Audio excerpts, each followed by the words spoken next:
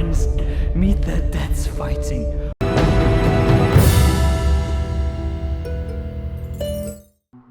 This is Brian with ScreenFiles.com and Trail into Reaction.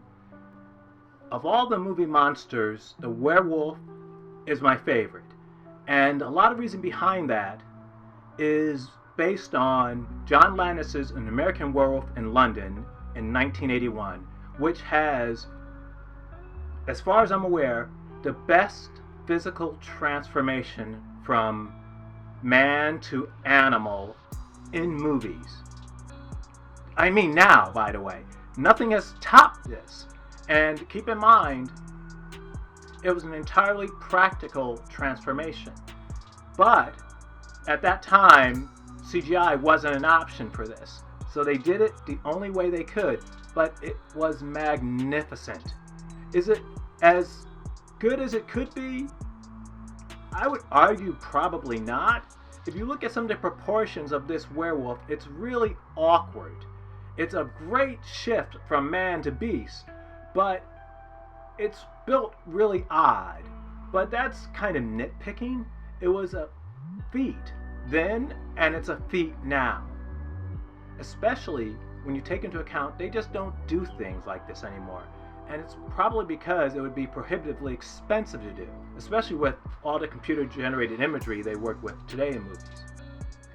Though, as I said, American Werewolf in London happened in 1981, and it had an effect on television, a trickle-down effect, if you will.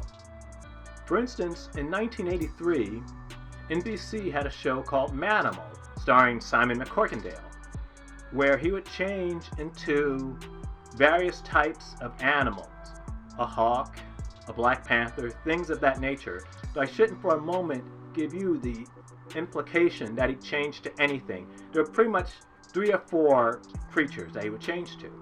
And his transformations were clearly designed after American Werewolf in London. Though they didn't have American Werewolf in London's creature effects budget. So they were fine. For the time, it was pretty awesome, actually. But even then, they didn't look that great. They were okay. Nothing to write home about, really. And in 1986, there was a television show called Werewolf, and the transformations were very much practical in nature.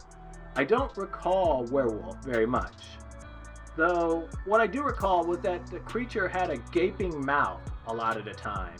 Even when it wasn't attacking or biting anything, its mouth gaped, which is kind of dumb, frankly, because no creature walks around like that unless it's intending to defend itself or attack something. They can close their mouths. A wolf can close its mouth. It may not choose to, but it can do it. This werewolf never really did, because the budgets for these shows did not permit the producers to invest in these creatures, at least not that much. I bring these things up because I learned of a new movie called Werewolf Castle, and it seems to take place in the Middle Ages and revolves around knights versus werewolves, which could be interesting. Then again, it could be underworld, which is to say, you have werewolves and vampires doing things very un-werewolf and very un-vampire-like. My God, I didn't like those movies at all.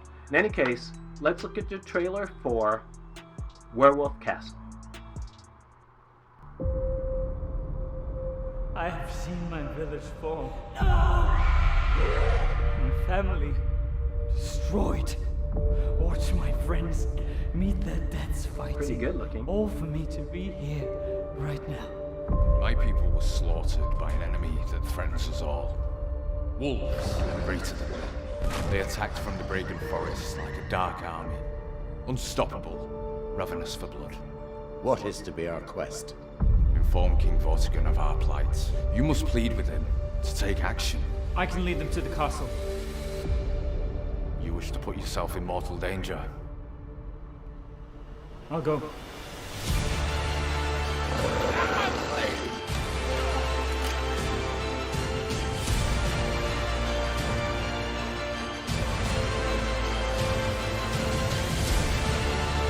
Run,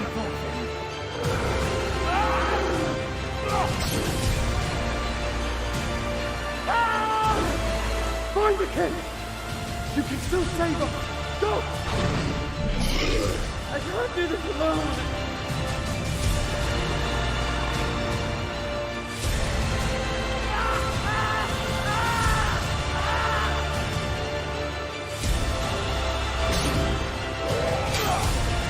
If we run into trouble, he will be the first to die. That blood will be on your hands.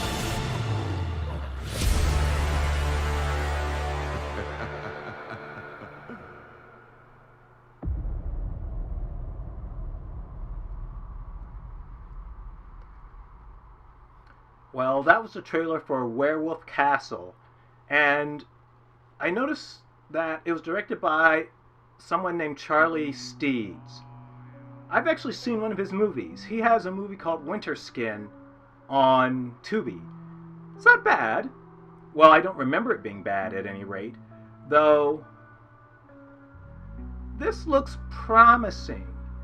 What I like most about it is it seems to be getting 9/10 of its production value from the natural world, which is to say scenes are set in very picturesque backgrounds, natural, real world backgrounds, and that's production value you cannot buy. You can't, well, you could do it on a green screen, but why would you? And it looks really good. From what I can see of the werewolf costumes, not so much. But this is not an expensive movie, I suspect. So you gotta expect that you're gonna get just guys in hairy suits. So what do you think? This is Brian with ScreenFiles.com and Trail into Reaction. To agree, disagree, let me know down below. And as usual, consider a like or a follow. Peace.